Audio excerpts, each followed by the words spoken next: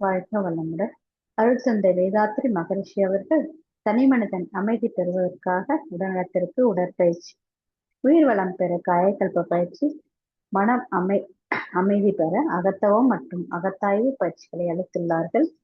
இத்தகைய சிறப்பான மனவளக்கலை என்னும் வாழ்க்கை கல்வி உலக சமுதாய சேவா சங்கம் ஸ்கை யோகா இணைய வழியே 12 நாட்கள் அடிப்படை பயிற்சியாகவும், அதனைத் தொடர்ந்து 4 மாதங்கள் சான்றிதழ் கல்வியாகவும் நம் இல்லம் தேடி வந்து அளித்து வருகிறது. இத்தகைய சிறப்பான செய்தியினை நமது உறவுகளிடமும் நட்புகளிடமும் பகிர்ந்து அனைவரும் உடல் நலத்துடன் ஆரோக்கியமாக அமைதியாக வாழ நம்மால் ஆன சிறு உதவியினை செய்வோம். மகரிஷியின் கனவாம் உலக அமைதிக்கு நம்மால் இயன்ற சிறு தொண்டினை செய்து குருவின் கனவினை நனவாக்குவோம். மேலும் விவரங்களுக்கு குண்டலினி யோகா.edu.in இணையதளத்திற்கு செல்லவும். வாழ்க வளமுடன்.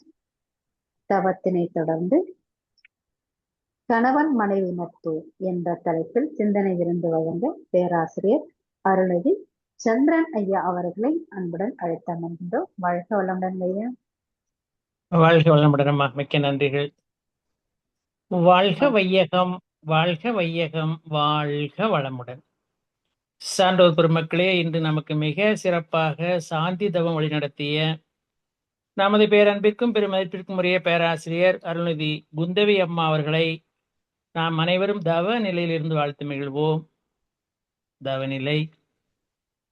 பேராசிரியர் அருள்நிதி குந்தவி அம்மா அவர்களும் அவரது அன்பு குடும்பமும் அருட்பேராற்றல் கருணையினால் உடல் நலம், நீளாயுள், நிறை செல்வம், உயர் புகழ், மெஞ்ஞானம் ஓங்கி வாழ்க வளமுடன், வாழ்க வளமுடன், வாழ்க வளமுடன். மிக்க நன்றிகள் அம்மா. அன்புள்ளம் கொண்ட இருபால் மெய்யன்பர்களே, உங்கள் அனைவருக்கும் எனது பணிவான வணக்கங்களையும் வாழ்க வளமுடன் என்ற இனிமையான வாழ்த்துக்களையும் தெரிவித்து மகிழ்கிறேன். இன்றைய நிகழ்வுகள் அனைத்தையும் நம் குருமகான் வேதாத்ரி மகரிஷி அவர்களே முன்னின்று நடத்தி தருவாராக. குருவடி சரணம். குரு வணக்கம். விளக்கை பிளந்து விளக்கினை ஏற்றி விளக்கினுக்குள்ளே விளக்கினை தூண்டி விளக்கில் விளக்கை விளக்க வல்லாருக்கு விளக்குடையான்களல் மேவலும் ஆமே. குருவடி போற்றி.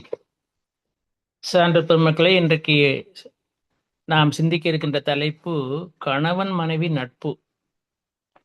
ஒரு அருமையான ஒரு நல்ல தலைப்பு. இப்போ உள்ள காலகட்டத்தில் கணவன் மனைவிக்குள்ள எந்த அளவுக்கு ஒரு அண்டர்ஸ்டாண்டிங் இருக்கு அப்படிங்கிறதுக்கு மகரிஷி என்ன சொல்லியிருக்காங்க அப்படிங்கிறாங்கள நம்ம கொஞ்சம் சிந்திக்க போறோம்.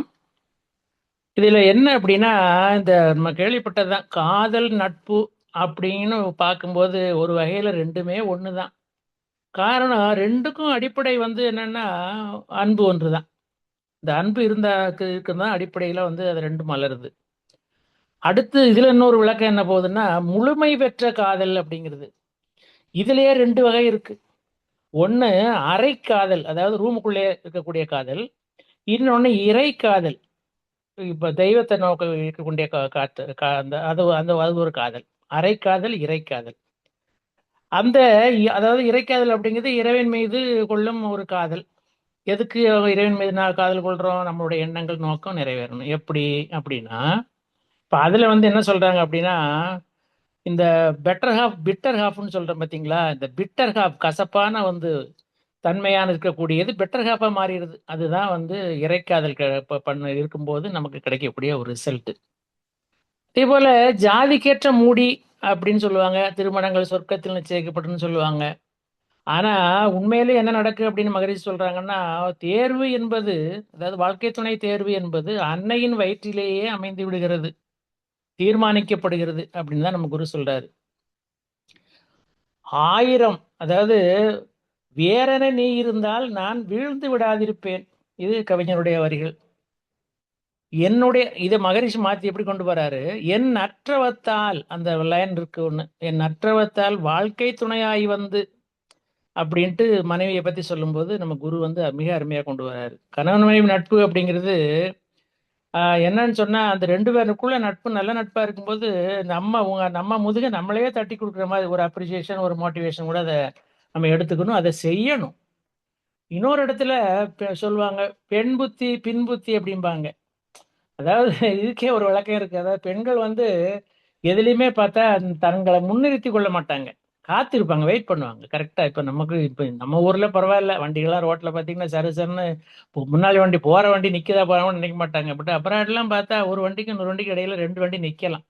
சோ அந்த அளவுக்கு தங்களை முன்னிறுத்தி கொள்ள மாட்டாம காத்திருப்பாங்க. எதுக்கு பதவி, செல்வாக்கு, ஆசை இது எதுவுமே வந்து பெண்களுக்கு இருக்காது அப்படிங்கிறது. தலைமைக்கு கூட ரொம்ப ஆசைப்பட மாட்டாங்க. பக்தி ஆனா பக்தி மார்க்கத்துல வேற மாதிரி இருக்கு. மதுரைக்கு மீனாட்சி, காஞ்சியில காமாட்சி, நெல்லையில காந்திமதி இப்படி எல்லாம் சொல்லுவாங்க. ஆனா ஒண்ணு மட்டும் உண்மை என்ன அப்படின்னா, எந்த வீட்டுல வந்து அம்மன் ஆட்சி நடக்கிறதோ அந்த குடும்பம் வந்து ஓஹோன்னு வளர்றது நம்ம அனுபவம் மட்டும் இல்லாம கண்கூடா பார்த்துட்டு தான் இருக்கும். அது நமக்கு தெரிஞ்சது. அது அவங்கள்ட்ட வந்து ஒரு செல்ஃப் கண்ட்ரோல் ஒண்ணு இருக்கு இல்லையா? பணத்துல இருந்து வீடு மெயின்டெனன்ஸ்ல இருந்து சொல்லுவாங்க இல்லையா? அதாவது மகாராஜன் நாட்டை ஆண்டாலும் கூட இந்த மகாராணி தான் அவனை ஆளக்கூடிய தன்மையில் இருக்கக்கூடியதுதான் வந்து ஒரு மனைவியினுடைய குணங்கள். இப்போ இதுக்கு இன்னொன்னு வந்து இந்த நம்ம குரு வந்து என்ன சொல்லியிருக்காருன்னா, இந்த மனைவிக்கு வந்து ஒரு அப்பாவுக்கு ஒரு விழா, அம்மாவுக்கு ஒரு நாள் அப்படிலாம் சொல்றாங்க. ஃபாதர்ஸ் டே, மதர்ஸ் டே இருக்கு. ஆனா எப்பவுமே ஒய்ஃப் அப்ரிசியேஷன் டேங்க ஒண்ணுமே இல்லைங்கனால மகான் என்ன செஞ்சாரு, மனைவியை போற்றும் வகையில மனைவி நல வேட்பு நாள் அப்படின்னு வந்து நம்ம குரு ஒண்ணு ஆரம்பிச்சாரு. ஆகஸ்ட் 30 முதல்ல 1994ல நம்ம குரு வந்து தொடங்கி வச்சாங்க. அருளன்னை உங்களுடைய பிறந்த நாள் வந்து கொண்டாட்டம் அன்னைக்கு. ஸோ அந்த வகையில கணவன் மனைவிக்கு அன்னைக்கு என்னெல்லாம் நடக்குங்கிறது நமக்கு நாட்டன் மன்னர்களும் தெரியும். கணவன் மனைவி இருக்கக்கூடிய ஒரு காந்த பரிமாற்றம் தவம் தான் அது. அப்படிங்கிறதான் வந்து காந்த பரிமாற்றம் கொடுத்து மலர் மலர் கனி இந்த 2 பொருளையும் வச்சுக்கிட்டு கணவன் வந்து மனைவிக்கு மலர் கொடுக்கறது, மனைவி வந்து கணவனுக்கு கனி கொடுக்கறது, இதெல்லாம் வந்து அந்த நிகழ்ச்சியில வரக்கூடிய ஒரு சம்பவம். ரெண்டுமே வந்து பிளசண்டான சுச்சுவேஷன் இது. அதாவது பிளசண்டான பொருட்கள், மலரும் சரி கனியும் சரி. அதே போல இப்ப எப்படி சொல்லி கொடுக்குறாங்க அப்படின்னா,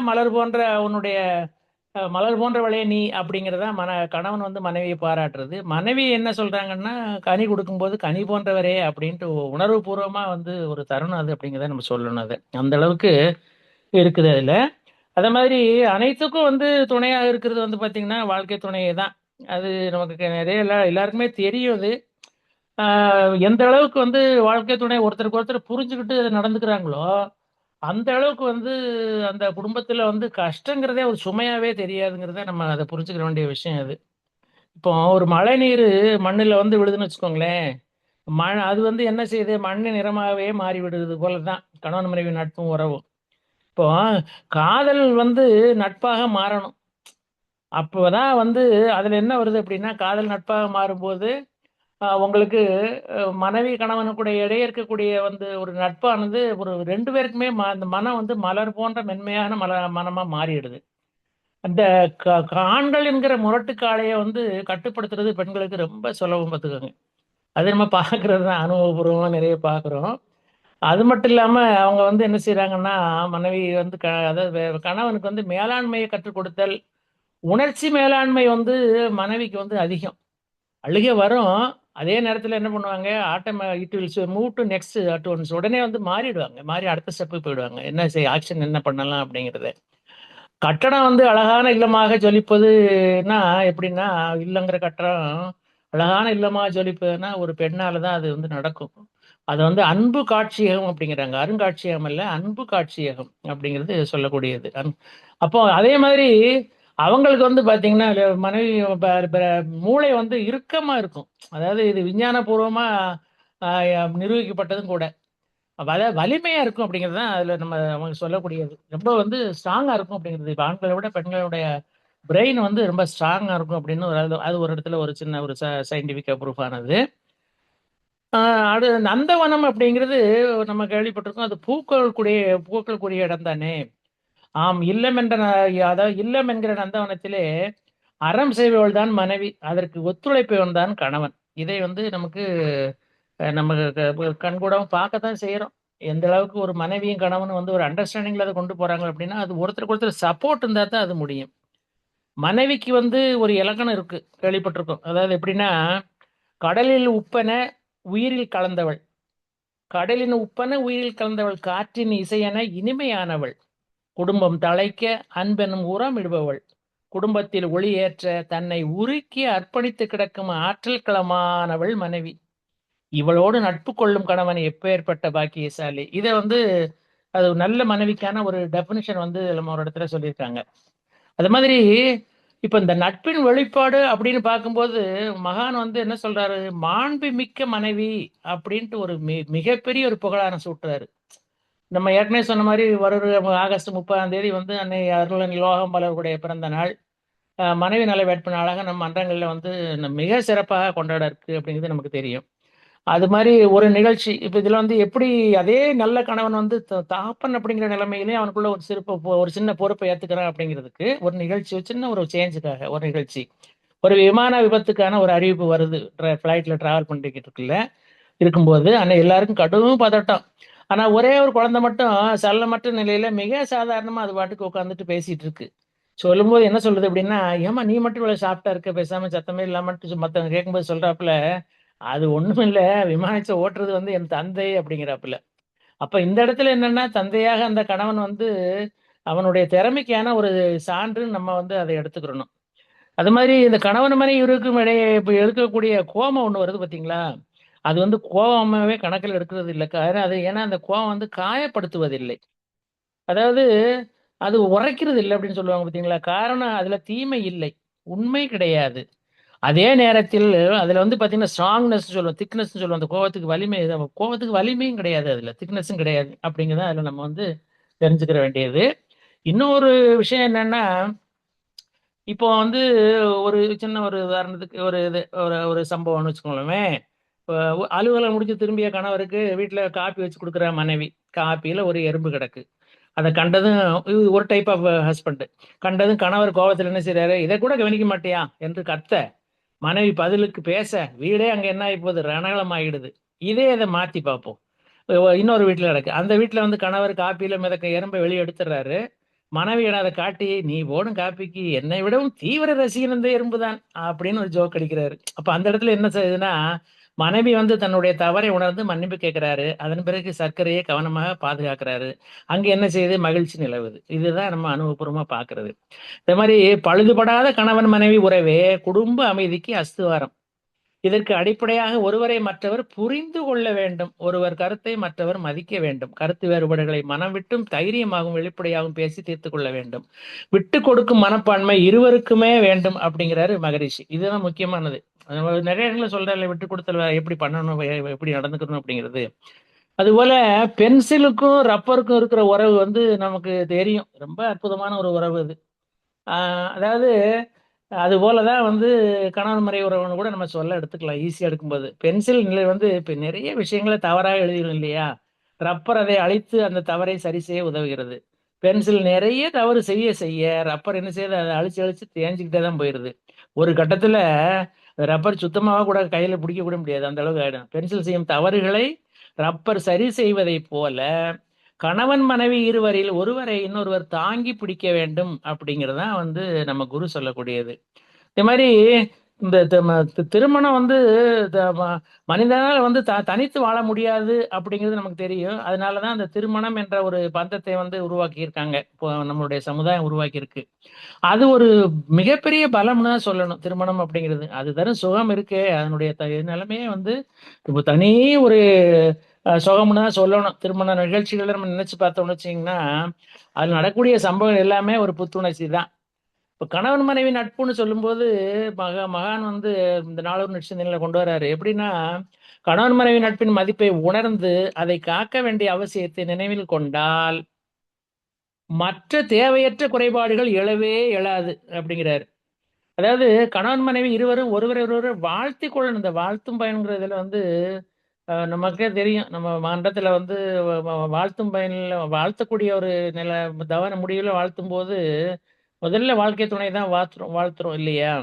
அப்ப அப்படி ஒருவர் வாழ்த்து கொள்ளணுங்கிறது மகான் வந்து ரொம்ப அதிகமா வலியுறுத்தி சொல்றாங்க. அதே மாதிரி இந்த வாழ்த்து அப்படிங்கிறது ஒரு ஆற்றலுமிக்க மந்திரம் அப்படிங்கிறது தான் நம்ம புரிஞ்சுக்கிட்டோம், நம்ம உணர்றதும் வாழ்க்கையில அனுபவிச்சுட்டு இருக்கோம். எதனாலும் நமக்கும் இந்த வாழ்த்து மிக மிக ஒரு ஆயுதமாகத்தான் பயன்பட்டு இருக்கு. கணவன் மனைவி இருவருமே இந்த இடத்துல ஒரு முக்கியமானது பாருங்க. கணவன் மனைவி இருவருமே மனவளக்கலை பயின்றால் நல்ல பயன் கிட்டும். 2 பேருமே இருக்காங்கன்னு வச்சுக்கோங்க. சில காரணங்களால ஒருவருக்கு கலையில விருப்பம் இல்லாம கூட இருக்கலாம். அதனால ஒருவரே வந்து ஒரு குடும்பத்துல மனவளக்கலை ஈடுபட்டு வரலாம். ஆனாலும் அந்த ஒருவர் வந்து சிறப்பாக, இதான் ரொம்ப முக்கியம். அதாவது தொடர்ந்து பயிற்சி பண்ணணும் அப்படின்னு சொல்லுவாங்க பார்த்தீங்களா? அது மாதிரி ஒருவர் சிறப்பாக கலை பயின்று தன் தரத்தை உயர்த்தி மற்றவர்க்கு நலம் விளைவித்தும் வாழ்த்தியும் வந்தால் நிச்சயம் அவரும் குறுகிய காலத்திலே என்னோட நம்ம வாழ்க்கை துணை இருக்கு இல்லையா, முடியாத சூழ்நிலை இருக்கு, அவரும் குறுகிய காலத்திலேயே இக்கலையில் விருப்பம் கொள்வார் அப்படிங்கிறதான் மகரிஷி சொல்லக்கூடிய ஒரு முக்கியமான ஒரு பாயிண்ட். இது மாதிரி இன்னொரு இது என்ன அப்படி கருத்து என்ன அப்படின்னா, இது ஏற்கனவே நம்ம பார்த்ததா, உன் கண்ணில் நீர் வழிந்தால் என் கண்ணில் உதிரம் கொட்டுதடி அப்படிங்கிறது நம்ம கவிஞருடைய வரிகள் இருக்கு. அந்த அளவுக்கு கணவன் மனைவி நட்பு இந்த திக்கஸ்ட் அப்படின்னு சொல்லக்கூடிய அளவுல தான் இந்த மாதிரி ஒரு லைன் எல்லாம் கவிஞர் வரியில வருது, அவருடைய வார்த்தைகளா வருது. ஸோ அப்படி பார்க்கும்போது இளமையிலையும் முதுமையிலையும் பார்த்தீங்கன்னா நம்மளை இப்போ ஆண்கள் எடுத்துட்டா சுமந்து இருக்கிறது மனைவி தான், அப்படிதான் நம்ம சொல்லணும். இளமையில் போலவே முதுமையிலும் அக்கறையோடும் ஆதரவோடும் தாங்கி நிற்கிறார் மனைவி. கணவனுக்கு எது பிடிக்கும் எது பிடிக்காது என்று முழுமையாக தெரிந்து இருப்பவள் அதை தெரிஞ்சு வைக்கிறது மனைவி மட்டும்தாங்கிறது நமக்கு உணர்ந்துக்கிறணும். இப்போ உதாரணமா ஒரு நண்பர்கள் உறவுகள் வீட்டுக்கு போறோம்னு வச்சுக்கோங்களேன், அங்க கையில டீ காஃபி கொடுக்காம வச்சுக்கோங்க, கொடுக்கும்போது உடனே ஓடி என்ன செய்வாங்க மனைவி, இவங்களுக்கு சர்க்கரை போட்டுறாதீங்க சுகர் இருக்கு அப்படின்னு முன்னின்று நம் ஆரோக்கியத்தில் அக்கறை போடக்கூடிய நிலைமையில அந்த குவாலிட்டி இருக்கும் அந்த மாட்டை. அதே மாதிரி ஒரு மனைவியின் அன்பும் அக்கறையும் அவளோடு 360 டிகிரியும் முழுமையாய் வாழ்ந்தவனுக்கு தான் புரியும். இது பாருங்களேன், ஒரு மனைவியின் அன்பும் அக்கறையும் அவளோடு 360 டிகிரியும் முழுமையாய் வாழ்ந்தவனுக்கு தான் புரியும். அதை பிரகடனப்படுத்தவும் முடியும். கணவன் மனைவி உறவுக்கு இலக்கியத்தில் ஒரு எடுத்துக்காட்டை சொல்லிருக்காங்க. எப்படி அப்படின்னா, ஒரு சின்ன ஒரு கேள்விப்பட்ட ஒரு கதை தான், கதைன்னு கூட சொல்லலாம், இல்லைன்னா நடந்ததா சொல்லலாம். ஒரு காடு, கணவன் மனைவியாக 2 மான்கள், இரண்டுக்கும் நல்ல தாகம். ஒரு சிறிய குட்டையில கொஞ்சமா தான் தண்ணி இருக்கு, அது 2 பேரும் குடிச்சா போதாது. அப்ப இருவரும் மற்றவரை மாறி மாறி குடிக்க சொல்றாங்க, நீ குடி நான் குடிட்டு 2 மான்களும் சொல்லிக்கிறதுக்கு ஹஸ்பண்ட் ஒய்ஃப். கடைசியில பாத்தீங்கன்னா 2 பேரும் வாயை கொண்டு உள்ள வைக்கிறாங்க. 5 நிமிஷம் போச்சு, ஆனா தண்ணி குறையவே இல்லை. என்ன காரணம் தெரியுதா? கணவனுக்கு முழுமையாக தாகம் தீரட்டும் என்று மனைவியும், அப்படியே கணவனும் விட்டு கொடுத்து கொண்டே 2 பேரும் ஒருத்தர் அவர் நீ குடிக்கட்டும்னு நான் குடிக்கட்டும்னு 2 பேரும் குடிக்கவே இல்லை. அப்ப எப்படி நீர் குறையும்?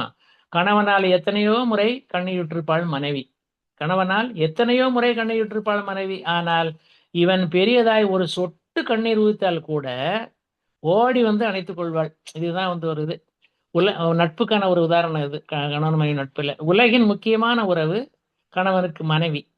ஆனால் மனைவிக்கோ உலகமே கணவன் தான். இதையும் கோடிட்டு சொல்லக்கூடிய ஒரு வாசகம் இது.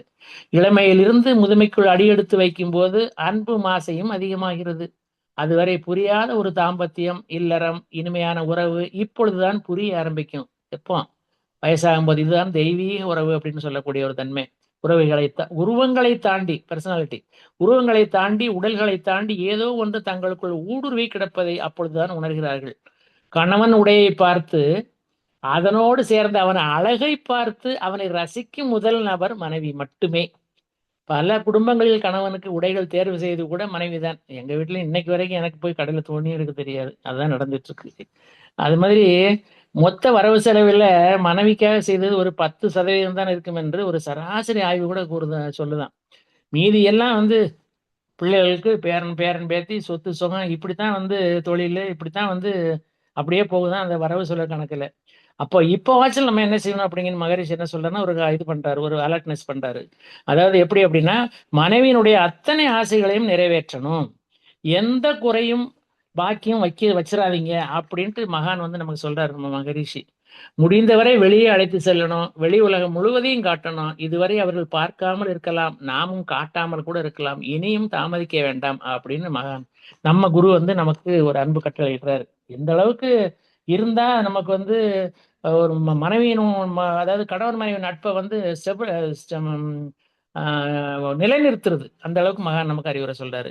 இது சுவாமி பரமானந்தர் சொல்றாரு, கணவன் மனைவியிடையே முக்கியமா இருக்க வேண்டியது என்ன அப்படின்னு கேட்டா அன்பு. அந்த அன்பு தான், இந்த அன்பு இருக்கு, இது எல்லாத்தையுமே ஜெயிச்சுட்டு போவதுக்கு தான் அந்த மகானும் சுவாமி பரமானந்தர் சொல்லக்கூடியது.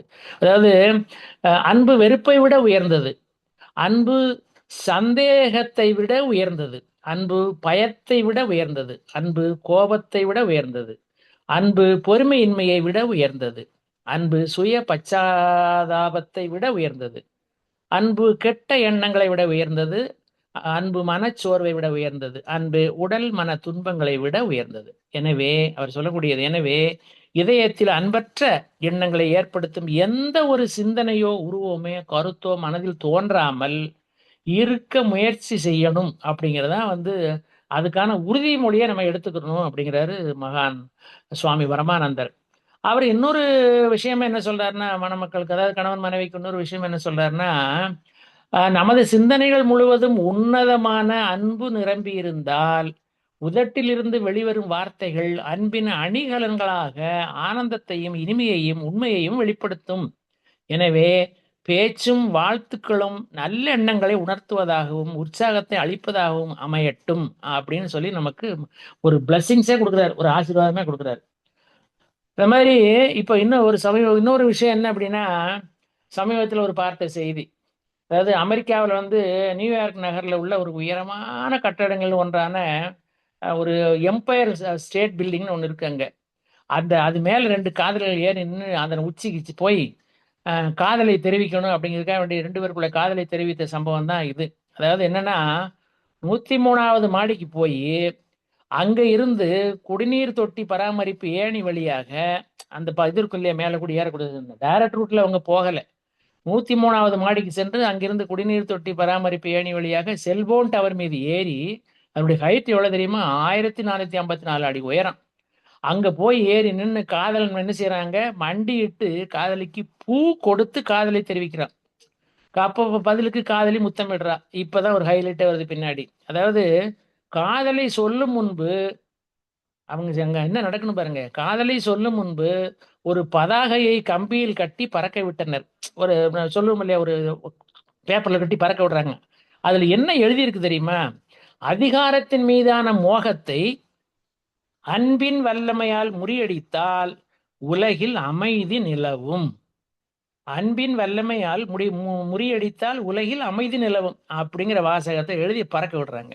அப்ப அந்த இடத்துல என்ன ஆகுது அப்படின்னா, அந்த அன்பு, அவங்க என்னதான் காதலர்கள் இருந்தாலும் மேல போய் தன்னுடைய காதலை உறுதிப்படுத்தினாலும் கூட அங்க அவங்க சொல்லக்கூடிய விதம் எவ்வளவு நாகரிகமா இருக்குன்னு பாருங்க. அன்பின் வல்லமையால் முறியடித்தால் உலகில் அமைதி நிலவும். ஆக நம் குருமகன் கனவு என்ன, அதே தான், உலக அமைதி தான். அப்போ அதற்கு என்னது, அதுக்கு வலிமை சேர்க்கக்கூடியது அன்பு அப்படிங்கிறது தான். அதே அன்பினால் வாழ்க்கை துணை கணவன் மனைவி கட்டுண்டால் அங்கே அமைதியும் பெருகும் அப்படிங்கிறத நம்ம இதுல புரிஞ்சுக்கிற வேண்டிய ஒரு விஷயம். இதையே இறுதியா பாத்தீங்கன்னா, நம்மளுடைய வள்ளுவ பெருந்தகையும் ஒரு இடத்துல சொல்றாரு. அதுக்கு முன்னாடி நம்ம குரு இன்னொரு இடத்துல ஒரு சின்ன விஷயம் சொல்றாரு, அதையே நம்ம திருப்பி கூட ஒரு சரி ரிவைவ் பண்ணிக்கலாம். அதாவது கணவன் மனைவி அப்படிங்கிறது மனித மனம் வியப்பான ஒண்ணுதானே. ஒரு பொருளை விரும்பினால் அதனை அடையாத முன்னம் அதனிடம் பல நன்மைகளையும் மேன்மைகளையும் கற்பித்துக் கொண்டு இன்புறுவது, அதை அடைந்த பின்னர் இப்ப நமக்கு நம்ம இந்த இன்னைக்குள்ள தலைப்புக்கு கணவன் மனைவி உறவுல ஃபர்ஸ்ட்ல கணவன் மனைவி 2 பேருமே அவங்களுக்குள்ள பிளஸ் எல்லாம் பார்த்து ஆனந்தப்படுவாங்க. அதுக்கு எப்போ மனைவி கணவன் பக்கத்துலயும் கணவன் மனைவி பக்கத்துலயும் வர வரைக்கும் அடுத்து அடைந்த பின்பு என்ன செய்யறாங்க, அதுல இந்த குறை அந்த அது சூத்த இது சூத்தன்னு சொல்லிட்டு அப்படியே ஒரு மாதிரி சோர்வு அடைஞ்சிருவாங்க.